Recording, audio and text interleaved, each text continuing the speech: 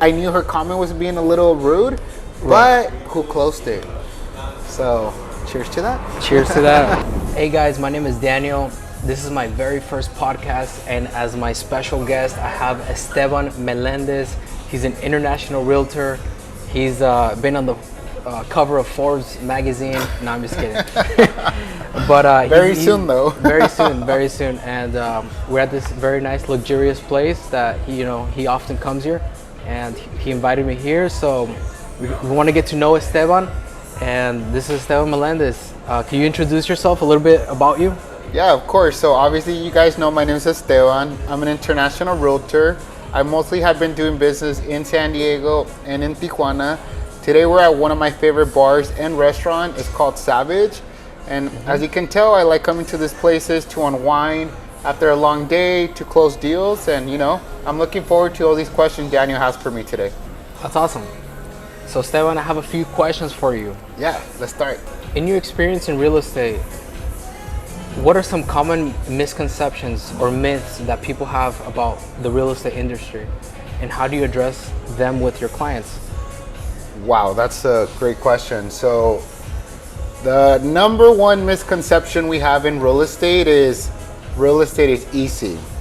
One thing that most of us realtors dislike, at least I do, is when people say, oh, I'm just gonna go get my real estate license, I'm gonna sell a house, make it part-time, I'm gonna have so much free time. Absolutely no. Misconception number one, you're working 12-hour shifts, 7 days a week, sometimes 14 hours a day. So that's a misconception, like right off the bat. Big misconception. Yeah, like hardcore, It's not easy, right? Absolutely not. It's not just at least if you want to be successful, It's not get your license and boom, boom, boom, 10 transactions 1 week. Absolutely not. That is, especially not in today's market. On today's market. Why is that? Well, what's happening in today's market? As of right now, we're in 2023. As you guys know, the interest rates have gone up, significantly, which means a lot of people can't afford the mortgages as they were able to. Another reason that is difficult, the inventory is very low, especially in San Diego. There's such a high demand to live there. It's one of the top cities to live in all United States. The finest city in America. It sure is, definitely. What do you like about San Diego? So, what I love of San Diego, what I do love of San Diego, first and foremost, I'm born and raised there. I grew up in South Bay, South San Diego, primarily Chula Vista. So I've seen the evolution of San Diego. I like how we have beaches. I like that we have mountains. I like that we have so many options. We have Balboa Park, which is, a great place to take the family over the weekend, or even if you want to take your dog for a walk in the morning. I live, a couple minutes away from that. So one thing I do appreciate of San Diego is that there's a lot to do outdoors. Most of us are pretty athletic, and it's because we're constantly being reminded, like, hey, you can go surf. Beautiful weather, nice beaches, activities. Yeah, I see that all the time. I'm driving, I see people on their bikes. And just like walking in the park. I'm like, what are these people doing? Yeah, they're just chilling, Yeah, it's a very chill city. Very chill. Very chill. You mentioned your dog. Yeah, my baby. Her name is Pau. Paulina, but she only understands us Pau. Tell me a little bit about your dog. So I know she's super small. I know my baby has a good haircut. So, she's my little princess. I love my baby. She's 3 years old. Okay. She's a Maltipoo. She's the reason why I keep pushing, She constantly reminds me that I have a little dog that depends on me, Right. And, or for example, like I did in my previous video, you can have a bad day, a good day, but your dog will always be waiting there for you. And definitely, I'm so thankful to have her, even though she can get in my nerves and all this crazy stuff. But my dog came in my life at a great time, So yeah, definitely love my little baby.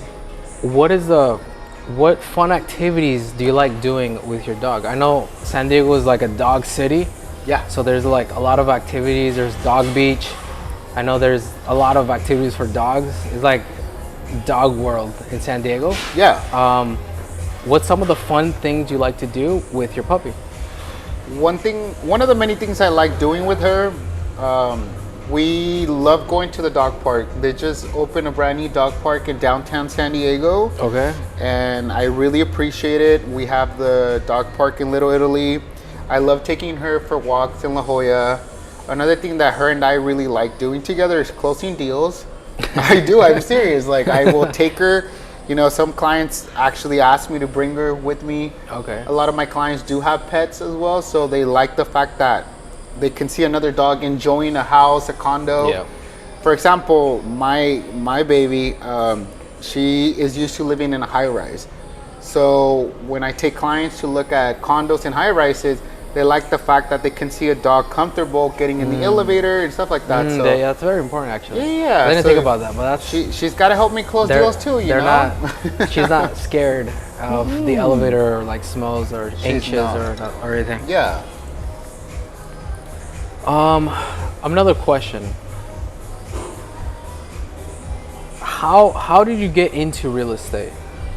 That's a great question. How long have you been in real estate, and what was like the experiences at the beginning getting into real estate? Like for somebody who doesn't know, like what do they expect? What happened to you, personal experience? So first year or beginning year, months? Yeah, definitely. So when I started real estate, so I grew up in real estate on my family's on my stepdad's family side. They have a real estate agency. So since I was 5 or 6, no, 5, yeah. 5, okay. Yeah, because my brother wasn't born yet. And yeah, they would take me to go look at properties. And I always knew I was going to become a realtor because since I was little, I would go look at properties. I always felt comfortable. I wasn't like those little kids that would get annoyed of looking at properties. I always found it fascinating.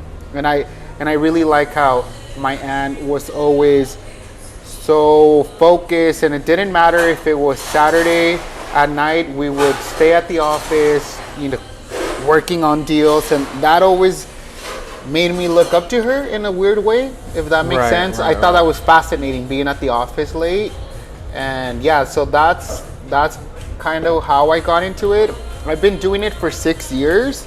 6 years. Yeah, so I originally started as a realtor in San Diego. Okay. And you're an international realtor. How did you transition that to Tijuana? So yeah, so I've always been in sales. I used to work for corporate America. I worked for many corporate companies. And then I always was in sales, always the top salesman. I did car sales, and I always knew I was going to do real estate. So I worked really hard to get my real estate license. I struggled a bit. Let's just say I studied a lot, to say the least. Yeah. And then once I became a realtor, my mom, which is my grandmother, I would always call her mom. She had some properties down here in Tijuana, and she asked me to help her. I wasn't in charge. She had lawyers taking care of everything. And that's when I realized that I can do this for her. I didn't have my license. I didn't really know. That's what got me into it. I realized that I can do that, you know? So you were doing the realtor work, and you knew that you can, why not just do it for yourself? Exactly. Yeah, and then makes sense. Also, I'm born and raised in San Diego, but then for business purposes, I moved down here to Tijuana. You know, we had worked on another project. I had another business with my previous partner, and I started realizing that Tijuana has a lot of business opportunities. The economy here is growing like crazy, you know? So that also made me realize how much I could build here as an international realtor. So started in San Diego, then transitioned over here to Tijuana. And as you guys know, Tijuana is going to become, you know, it's one of the strongest cities in Mexico. Right. But the way it's going is just going to keep going higher and higher from now on. Right. How is it balancing, you know, the USA here in San Diego and in TJ? How do you balance that? Because you gotta show properties here, you gotta come over here, you got numbers, Mexican numbers, you know, you got USA numbers. Chinese numbers. So how do you? Hey, actually, I've had Chinese clients. There's a lot of Chinese community. There's a Chinese community here in Tijuana. Good. I love Chinese food. I love Chinese food. So how do you balance that? Like, being international and like speaking Spanish and then speaking English. Definitely. Thinking both and then like, property here, property there. How do you balance that out? So definitely you need to be very organized, very patient with yourself, because sometimes I want to do more than one thing at a time. So what I do, I schedule my showings a couple days ahead. I'm able to balance the union between San Diego and Tijuana because we're kind of connected in a unique way. For example, a lot of my clients from Tijuana have actually bought properties in San Diego. Yeah. And then my clients from San Diego, I'll help them sell their property, and then they want to migrate to Tijuana. So it comes hand in hand. Yeah, that's good. And I'm very blessed that I am fluent in both languages. I did study both Spanish and English in school, so I'm very blessed. That's good. In that sense, yeah. That's good. Speaking about your client, what's your relationship like with your people? So how do you build and maintain your relationship with those people to trust you in another country? Definitely. How do you do that? You got to build a relationship. Like I said, I've been doing this for 6 years. Of course. At the beginning, I was building those connections, building that trust. I didn't just happen to have all these clients lined up. Of course. At the beginning, I had to put myself out there, really express my brand, who I was. One thing about me is that I will bend over for my clients, and my clients that have worked with me know that I really take that serious. You're right. So that being said, I am starting to see all my hard work pay off now, because like we went back to the misconception of real estate. It's not quick. It's not. No. Right. Some people you knock on a door, and then how long does it take typically to get a response on that door knocking? Like if you put time into investing into getting leads, door knocking, or just doing marketing, how long does it take to see that return in investment? In your experience? In my experience, I don't think there's a time frame. Every person, every client has been different. I have clients, for example, that I saw 2 years ago when I barely started being international, that they would ask me about leasing places, and then we stopped communicating, but then I would send them a message here and there, and we're barely closing deals right now.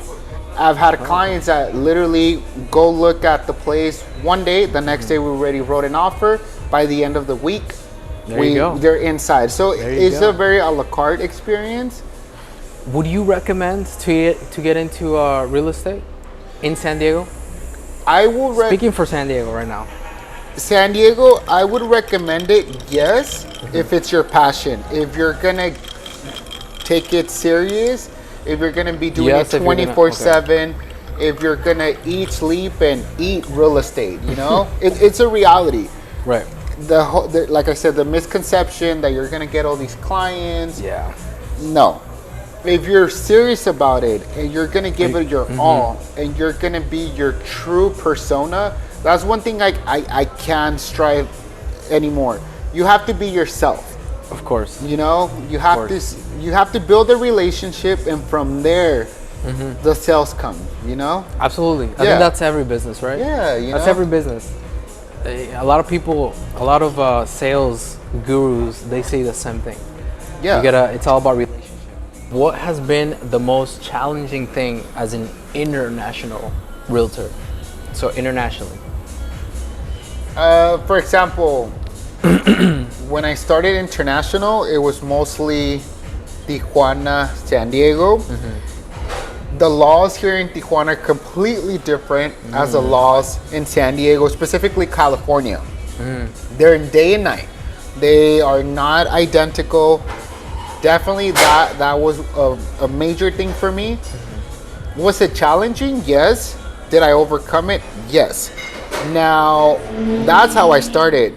Now I'm working in other cities, you know, and it's getting to understand how each city works. Of course. But at the beginning, yeah, definitely it was understanding how the city works. Correct. And its laws and how they think, because it's a different culture. Correct. Different culture. San Diego has it. Even San Diego has like north culture and kind of like mid culture and south culture. Definitely. Here in San Diego, there's like different vibes. Definitely, Yeah. It depends on which city you're in. Yeah. And when you're in TJ, it's almost the same way. If Definitely. you're in La Cacho, or if you're in Playas de Tijuana, it's like a little bit different. So Definitely. it's the same city, but it's a little different. Yeah, definitely. How long did it take for you to see success when you first started? Like, how long did it take for you to see success? Like, oh, okay, you know what? This is actually gonna work for me. In my personal opinion, do you mean on the international side, or in real estate in general? Let's say international. because you're International, I want to say 5 years into it. I want to success. I want to say at least a good 4 or 5 years when. That's when you knew, like, okay, Yeah. this is good. This is a good business. Definitely, because for example, here in TJ, here in Tijuana, it's all about your. Obviously in San Diego as well, but here's a lot about your reputation and you know having your own listings and who knows you Here in in the TJ. industry. Correct. So I want to say I mean internationally I've been doing it. I said 2 or 3 years, but I want to say definitely overall me doing real estate 5 years for me to see success. I don't know if I asked this, but how did you get into international real estate? So International, like international, it was because you started first here in San Diego, and then you came to TJ. How did you get that TJ hook? so it's funny because like I said, born and raised in San Diego. My family is actually from Monterrey, Mexico. They came to Tijuana. That's where my mom was born, and then they migrated to San Diego. I always had the niche about Tijuana because, for example, in the high school or middle school that I went to, a lot of my classmates lived down here. So I would come during the weekends, during high school, and hang out over here. So I always wanted to do that. Fast forward. So you were already integrated in TJ. Correct. Before starting a business in TJ. That's correct. So it's not like, oh, you know, I just want a business in TJ. Correct. Never been there, but you actually know the place. You know TJ. Correct. And like I said, my mom, my grandmother, she had properties down here in Mexico. So every so often we would come pick up the rents from the properties, and then obviously we would go have tacos. Of course. And yeah, so I always had that little niche of living in Tijuana. Fast forward a couple years, a good 10, 15 years. I ended up moving down here for business purposes. Like I said, I had a business with my partner at the moment. We opened up a business down here, and that's when I realized there was a market. Yeah, there's definitely a market and a need. Booming. For example, a lot of people that do not speak proper Spanish and need help in English, I help them in that sense, you know? Yeah. And that and like I said, when my grandmother was selling her properties, that's when I realized I can really do this. Did your grandma teach you a lot of things? Oh yeah, definitely. My grandmother, she taught you the ins and outs and you know, psychology of, hey, you know, this person, when they act like this, don't trust them. Or hey, when this person does this, he wants something, don't do it. Or I don't know. Crazy. It seems like you knew her. Yes, definitely. I feel like you actually somehow know how my grandmother was without ever meeting her. That's how grandmas work, right? Yeah. Yeah, that's how my grandma was. She's like, okay, look, you know, chest up high, don't let anybody correct. You know, fool you around, or even if you're unconfident, put your chest up high. Your grandmas knows best. Definitely. That's awesome, man. With let's talk about social media. I know you're big on social media. I know you like to post nice places that you'll visit. I want to know when and how did you start getting into social media? Like, what made you transition to social media? Were you always in it, or did you like learn it from somebody? Did you see inspiration? Tell me a little bit about that. So for me, social media, originally I would look at it as a platform to have fun. Remember Snapchat, like back in 2010, 11, it was like fun. Yeah. And I always had that image of social media. It wasn't until a couple years ago when, like I said, I had this business, and I started realizing how much social media impacted the business. And then I used to be very camera shy. Of course. I always wanted everything very perfect. You know, I always wanted everything so perfect. Everything I needed it to be perfect. So if everything wasn't perfect, I wouldn't do it. And then, like I said, I grew up in real estate. Yeah. And so you're posting everything. Well, back then, no. Back then it was completely different. Back then it was calling clients, building. So I didn't think I needed it. It wasn't until a couple years that I started really realizing, especially during COVID. How long ago? COVID years? It was right after COVID. I still was very shy during COVID times. I want to say like a good couple, like 2 years. 2 years is when I really. 2 years ago? Yeah, definitely. Did you hear anybody talking about social media? Did you learn it from somebody? Did you see somebody that got you inspired, or did you just like, I need to post because that's what other people are doing? I need to post, definitely, because I do like it. But definitely I want to say, one of my good mentors, I was working with him for a while. His name is Douglas. He's big on social media. I used to work with him. That's actually one of the first people that mentored me in real estate. And I would see how confident he is with social media. Nice. He definitely, made me feel confident. Also, we have this broker in common. Her name is Vicky. Also, she would go from having a cup of coffee, being on the phone, making phone calls to get clients, to making a reel in 30 seconds as if nothing. And she would come out amazing. So definitely those two people have influenced me into really allowing myself. Are they here in San Diego? They're in San Diego, yes, definitely. Nice. What do you want to do? What do you want to take your social media, since it's really new for you, like 2 years? I mean, that's not too much. It's not. No, it's definitely not. No. And just posting and making reels with TikTok and everything. YouTube Shorts is now in the game. So it sure is. What do you want to push your social media? How do you want to brand yourself, or how are you pushing yourself to market your social media branding for LUTS International? Definitely be genuine. One thing about me is I really like being genuine. Another thing about me is that I like to be very original. That's been one thing about me all my life. Since I can remember, I really like being original, being different. Of course. And that's one thing that, your clients that end up becoming your friends and sometimes even family, they like that, seeing your true persona, like I said earlier. Yeah. So just keeping it very organic. Yeah. I'm kind of against buying buyers. Not buyers. I'm sorry. Followers. Followers. Yes. I'm against that. Of course. So I want to keep it as organic as possible, and just showing who I am. What do I do day to day, and keeping it very organic. That's definitely what I'm looking forward to. Now I know having good drinks. We're having good drinks. Yeah. Yeah. Good chats. Yeah. How I know I was your videographer for one of your videos. How do you like working with me, creating content for you?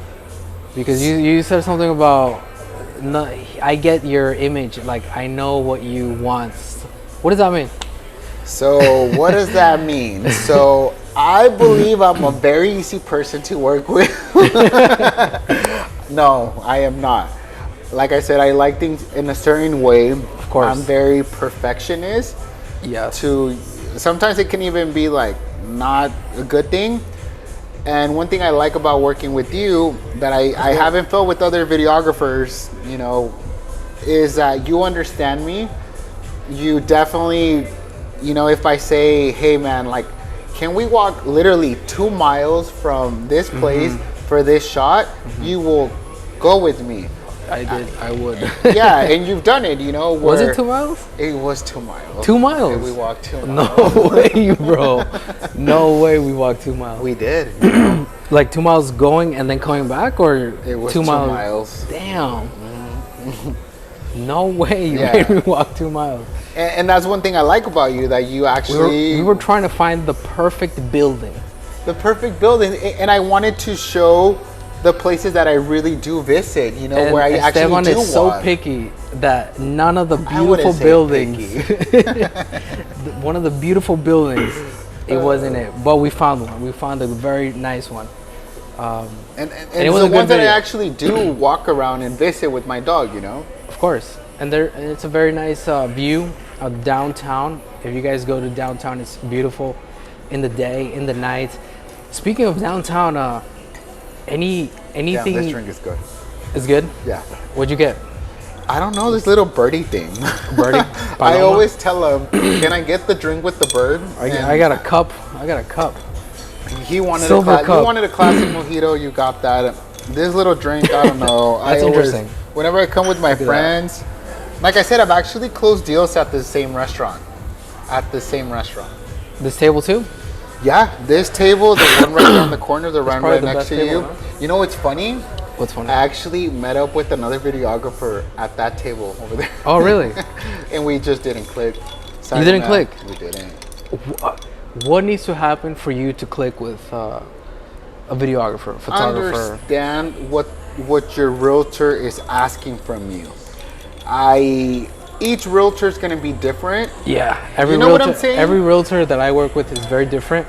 And as a creator, as a videographer, photographer, whatever, I have to understand their vision. Every business person, entrepreneur, is a creator in their head. So you have to understand that he has his own image and has his own colors, his own angles, and its own way. Yeah. So I have to I can't be egotistical. I have to understand him and give him what he wants, but also give it to him in a way that it looks good. Because sometimes people say, "Oh, I like this angle," but it's not a good angle, and we know it's not a good angle. It's like you know that somebody wants to buy a property in a certain area, like you know it's not good. Yeah. But you're gonna like guide it as best as possible to the best place. So that's kind of how I do with realtors and you for sure. How are you liking the podcast so far? I'm enjoying it. You're enjoying it? I really am. You enjoying it? I feel like it's such a cool way of, getting to know you and you getting to know me, Of course. Not always having to walk 2 miles for that perfect shot. Mind you, my dog was with us during this transaction. He was. Yeah, he was. She was. Yeah. What's the name again? Paulina? Paulina, but she only understands the spout. Unless I'm mad at her and she knows, I'll be like, Paulina. And then she's like, oh, damn. What is the craziest experience you've had in real estate? Craziest experience? Any people like running out of the house, butt naked, yelling, get out of my property? Any crazy people inside of a home that they weren't supposed to be there? What's the craziest thing? I mean, I've had open houses where I remember Pride 2019. I hosted this open house in Hillcrest where, they do the parade and everything. And I did have this person come in and I had, champagne and I had pastries and all this stuff. And he literally grabbed the bottle of champagne and walked out with it. And then the next day came back. But same guy? Yeah, same guy. Oh. Was that crazy? Yes. But the craziest thing, at least from my point of view, I want to say at the beginning of this year, I had 3 escrows fall through, like back to back. For me, that was just insane. Wow. One of them, it was because the loan just didn't go through, and I found out like the day of, like a day before. The other one was because the zoning wasn't I didn't want to get my clients into a property that the Sony wasn't gonna, work for them. So I had to make the call like, hey, we're gonna have to pull out. I told them like, I know your future plans. I know you're trying to do this for your family, and So you're a good realtor. You're not just doing it for the quick buck. Absolutely not. No. That's No. That's very Absolutely good to hear. not. My reputation is really important, and till this day, there won't be a client that will say that I've done them dirty, because that is not where I'm headed.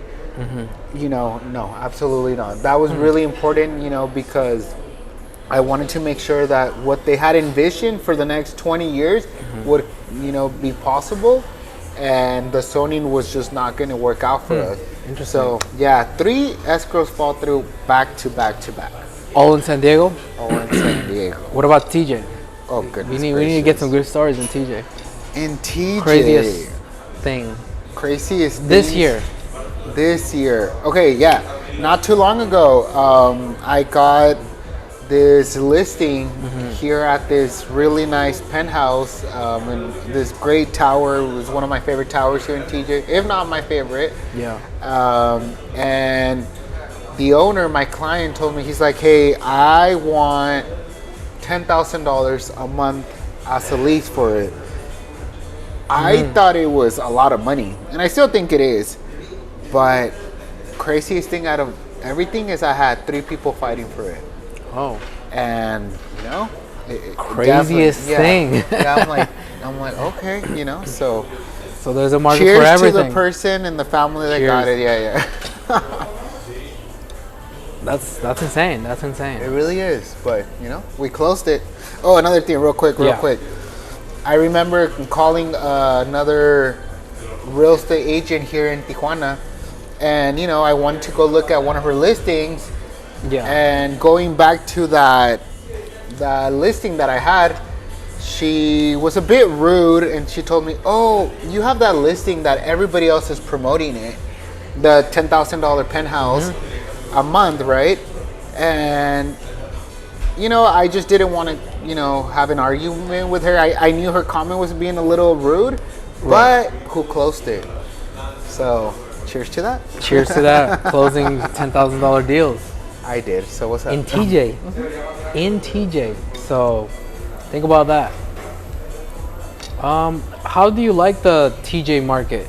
How do you see the TJ market growing this year? Let's put it this year. Do you see something in the TJ market? I definitely see a lot more luxury.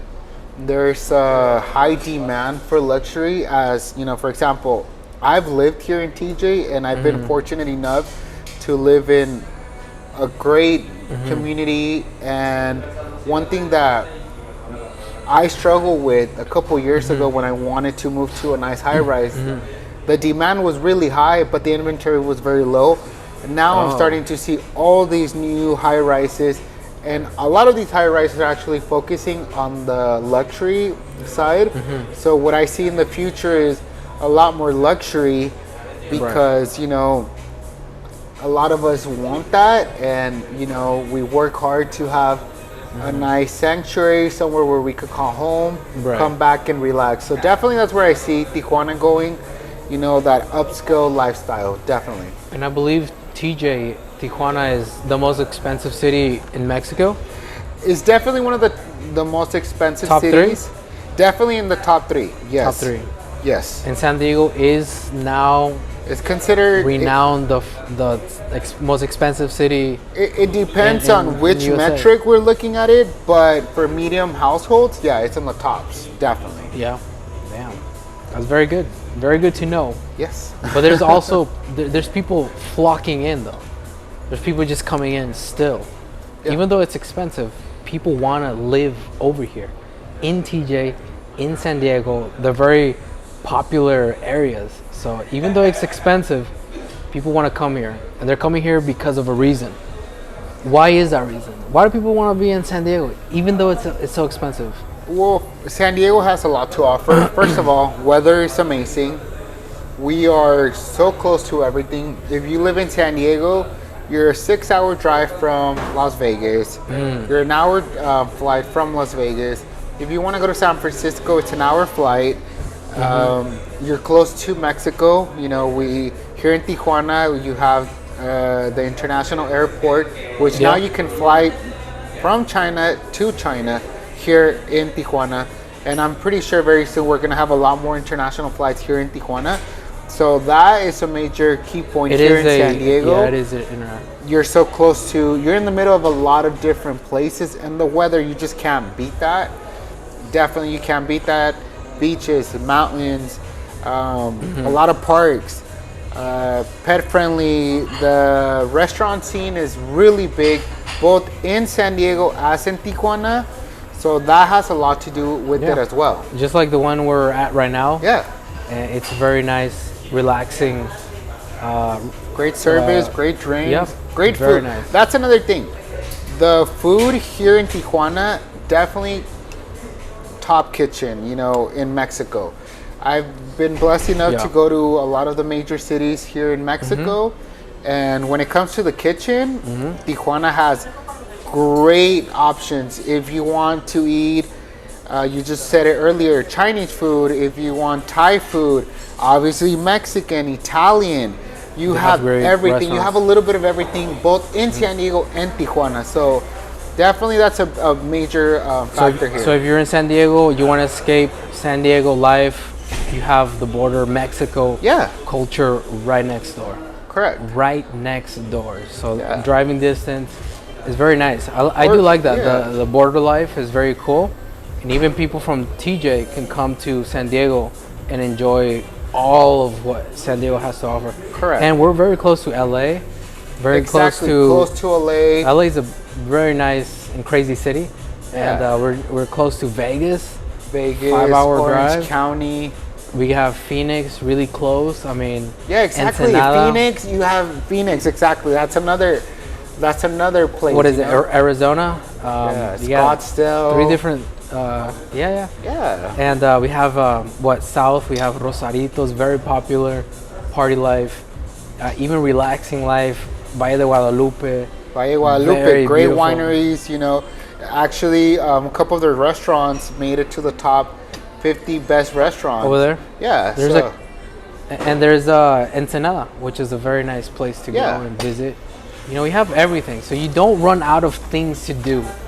You don't. No, absolutely not. If you get bored, you're like, all right, let's go. You know, Ensenada. Are you get bored? Let's go to Phoenix. What's in Phoenix? I don't know. Let's just go. Not too long ago. You know, it's funny. I really wanted to go see Maluma. And I happened to not make it to the San Diego concert. And I was so bummed. And one of my best friends, he actually worked for an airline. He's like, hey, why don't we meet up somewhere? I looked up for tickets and we found great tickets for Maluma in Phoenix, Arizona. Nice. And we were there in an hour from San Diego to. You guys flew? Yeah, and you know what's crazy? This was actually last year. I actually used to live in TJ. I drove down to the airport, left my car at the airport, flew to Phoenix, went to the concert, the next day came back. Like if nothing happened, in 24 hours I was back in port in 3 different places: Tijuana, San Diego, and Phoenix. So that's amazing. We are very close. Our long flights, so that's very close. If you want to drive, what is it, like 3-5 hours? But it's not too much. No, you're not going cross country. It's very close. You have major cities in that proximity, so that's very nice. Yeah, big major cities in a close less than 5 hour commute. Yeah, so that's really fun. Let's see. Tell us about a particular challenging or unique property you've had to sell. Let's get to know about that property. Challenging. Well, definitely they've all been challenging in their own way. If we want to say the most challenging property I've had to sell, that's my listing. What happened there? Yeah, I want to say back in 2019, the market was very different. You know, it was a buyer's market, So when I would have listings, I remember I had this one listing in December. That's crazy, December 2019, and it was really difficult because it was during the holidays.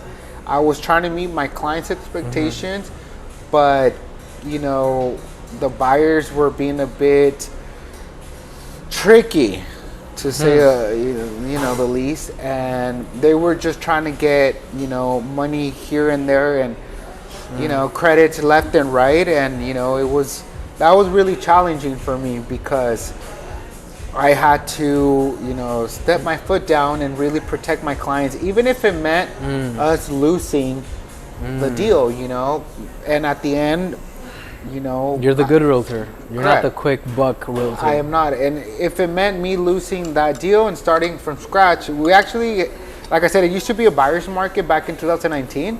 So sellers would do a lot for the buyers, and sometimes they would take advantage of that. So definitely it was back in 2019 when I had a listing during the holidays. And it ended up closing on the 31st. I remember on the 31st, and I went to celebrate at my favorite steak shop. Here in Tijuana, by the way. How do you overcome challenges? You just roll with the punches, I believe every single transaction is going to have a challenge. And do you know the challenges, or do you kind of already see them coming? No. Or are you no. Boom, challenge? Boom. Yeah, definitely. Like I said, I've had deals fall through a day before where for some reason the lender somehow didn't know the loan was going to go through because they decided to not disclose certain information. And yeah, definitely every challenge is unique, and in the moment you just have to be proactive and ready to roll with the punches, like I said. Has anybody ever wanted to what is it called, buyer's remorse, where you sell something or you buy something, you're like, no, I want a refund. I don't want it. I've been blessed enough. Buyer's remorse, right? I've had deals, I've had clients back out. I just had that happen here. You were asking me about Tijuana. I had a client decide the day of, we were about to sign on a really nice condo, and she decided it wasn't the right timing for her. And I understood, and I know in the future, in the next couple months, she'll keep you in mind. Definitely, will. She'll know that. Because now once did I push her. You helped her up till, and you're still being supportive. Yeah. In her decision. Yeah. Which she knows that it's what's it called? It's intervening with you making a sale and making money. Correct. And she knows that. Well, sometimes they don't know. Oh, they don't know? No. Sometimes they don't. I've had friends that think that we get paid by the hour. I've had friends think that we work for an agency and that clients come over and then we just, roll with them. And they don't know you're on commission. Yeah. Some of them. And that's another, I'm glad you brought the word commission up, because it's not just commission, it's our form of payment. You know, some people get paid by the hour, some people have contracts. We work to get you the best deal, and at the end we get compensated for our hard work. But at least in my point of view, I don't look at it as commission. I look as my makes sense. It's a good way to look at it. Yeah. It's a better way to look at it, because you're getting paid for your time, your expertise. Correct. And because the back end. Correct. Because remember, guys, we are small contractors. We pay for everything on our own. Right. Our social media, our car expensive, our clothing, our memberships. To be a realtor, you have to be part of the Realtors Association. All these things that add up, I used to think that realtors got paid by the hour. I used to think that. Like I said, these people are balling. My clients do not know that. These people are balling. But they make the sales, and they try to make flips quick and get their commissions. But it's a good way to look at it as a compensation other than just a commission. Yeah, definitely. I like that. What's been your most memorable or heartwarming experience you've had with a client? Like maybe, like I don't know, they like got married in the house or something. I'm so glad you brought that up. Something crazy like that. So I want to say two of them, but specifically, there's these clients of mine that I met. I want to say last year or the year before that. I just don't remember, and I helped them get this really nice apartment. It actually was here in Tijuana. They wanted a high-end apartment, and it was a brand new building. And they hit me up, and they're like, "Hey, I want to go look at this unit. Let's go look at it." So I met up with them. Like I said, each client is different. They literally saw a couple units that day. They put an offer on one. By the end of the week, they were already in it. And they started as clients, and then months later, they hit me up. They're like, "Hey, we want to talk about investing. We want to get another condo for investment." We ended up hanging out, and we had such a good time. And then after that, we kept hanging out for business purposes. But then that turned into an actual, like a bond. It went from a friendship to, I couldn't even consider them family now. And they actually invited me to their wedding not too long ago, and their wedding's actually next year. That's how you build relationships. Yeah, and it was so nice because having them include me to their wedding, and not just look at me as a realtor, which I appreciate that as well, definitely. Yeah. But the fact that they actually invited me to their wedding, and I'm considered, I'm like, I'm their realtor, and of course, and like, I'm so thankful for that. So definitely, I'm so grateful for you guys. And very memorable. Yeah. I like that. How do you keep track? How do you stay informed with the trends, the real estate trends? How do you advise your clients and like what's going on? Like pre COVID. Like I know that was like you guys were like heading into a wall kind of there. It was definitely a buyer's market pre-COVID. Pre-COVID, it was such a buyer's market. Sellers were giving out insane credits to accommodate to buyers. The prices were a lot lower.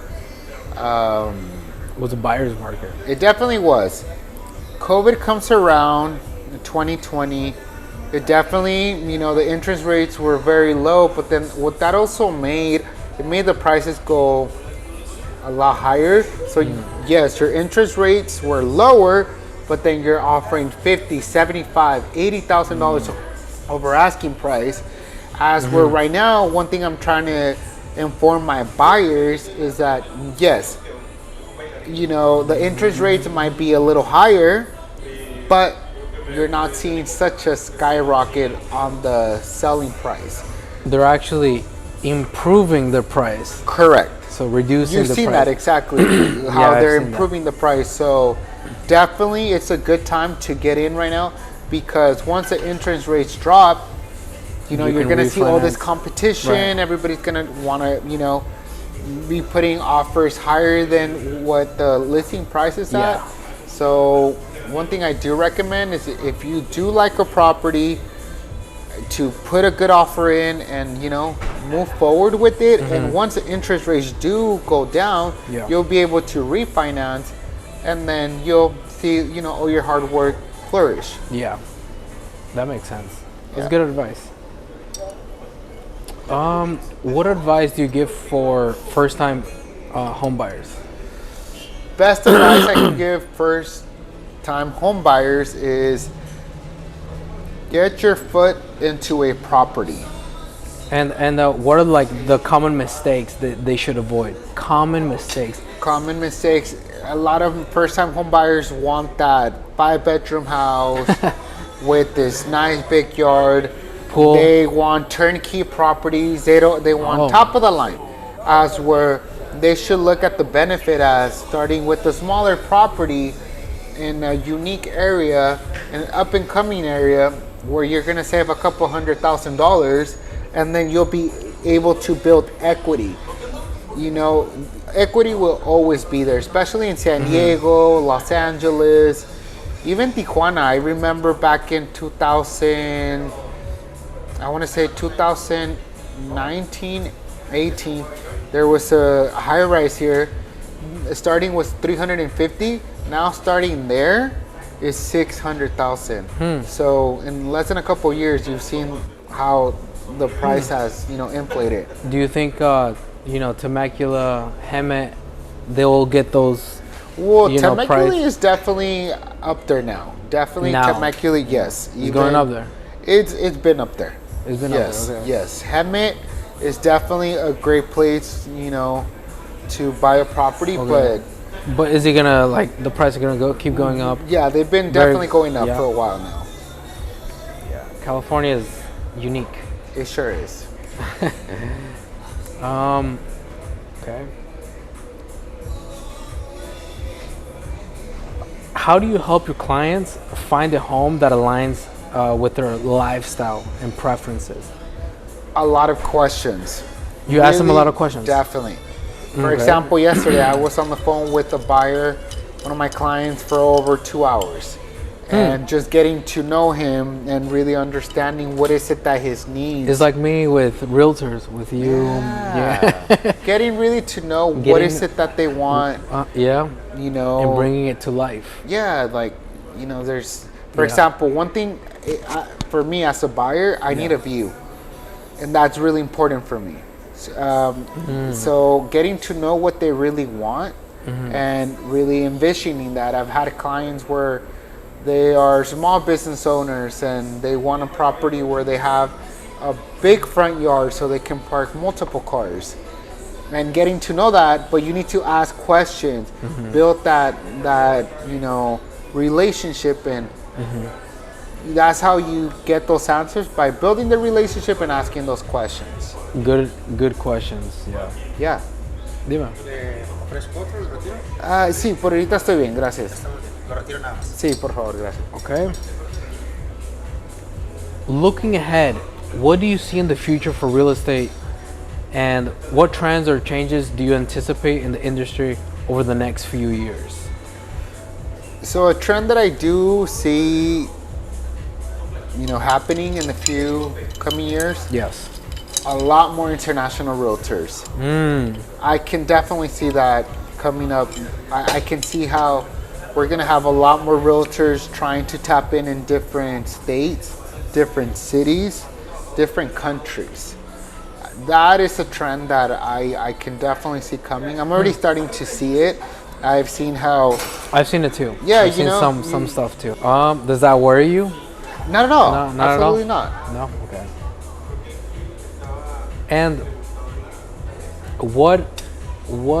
what's next for you? What is next for Esteban, International Realtor? What's next for you in 2024? Definitely tapping into more cities. As of right now, I am really focused in 2 countries, which is United States and Mexico. Specifically, I want to say the border life is really, really important for me. I already tap into the Miami market. That is, you know, a place that you're going to see a lot more of LUTS International, a lot more in Miami, a lot more of Los Angeles, definitely. A lot more of LUTS International in Tulum. A lot more of us in Cabo. So definitely 2024 for Esteban International Realtor, you're gonna see me tapping into those cities.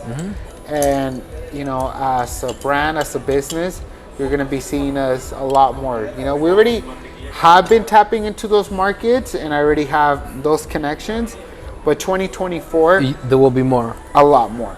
Of those cities. Interesting. That's great. That's nice. Yeah. Any finishing thoughts or closing words of wisdom that you want to tell your viewers? You know, if you're thinking about joining real estate, I would recommend to really take it as a career, not as a job. That's one thing I look at it. I don't look at real estate as a job. I really respect it as a career. So if you're thinking about joining real estate, look at it as a career, not a job. And then another thing is, don't think it's easy, because it's not. Right. But it's a very rewarding career, definitely. No business is easy. No business, absolutely no business. It's not easy. As for example, you know. But it's not impossible. Yeah. What would you want the viewers to know, as a closing? So, one thing I would want to tell future realtors is, if you're thinking about joining real estate, look at real estate as a career. Don't look at it as a job. Yeah. Understand that it's a lot of hard work, a lot of dedication. Be passionate about it.